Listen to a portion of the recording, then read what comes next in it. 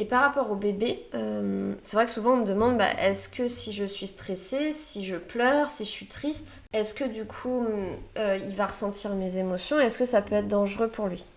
Pour faire simple, quand le stress de la maman devient vraiment chronique, donc c'est-à-dire vraiment sur la durée au quotidien et pas des petites angoisses passagères de temps en temps, les chercheurs ont constaté que ça, effectivement, ça peut modifier la production de cortisol, qui est une hormone du stress, et dans certains cas, un taux élevé de cortisol peut avoir un léger impact sur le développement du cerveau du bébé. En fait. Dans la pratique, ils auraient remarqué également que s'il y a vraiment un stress très important qui est présent sur toute la grossesse, ça pouvait parfois, donc là aussi c'est pas tout le monde, c'est pas systématique, ça pouvait parfois avoir un impact sur le poids de naissance. Donc en fait un bébé qui naît avec un poids un peu plus faible, sans que ça soit forcément très grave, ça peut aussi jouer sur la prématurité éventuellement, donc avoir augmenté un peu le risque d'accoucher un peu plus tôt en fait.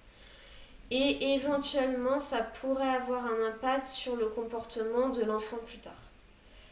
Mais c'est pas systématique.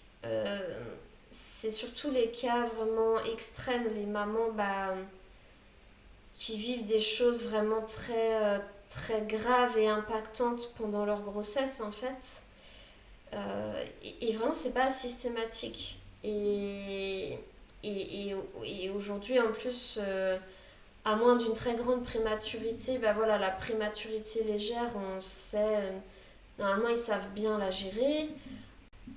Donc là aussi, c'est pas le fait de faire une crise d'angoisse isolée pendant pendant les 9 mois de grossesse qui va faire que la vie de votre enfant elle est fichue quoi. Vous voyez, c'est vraiment là on parle vraiment d'un stress très important vraiment sur la durée. Et c'est pour ça que c'est important d'agir en fait et de réagir quand on sent que ça va pas en fait.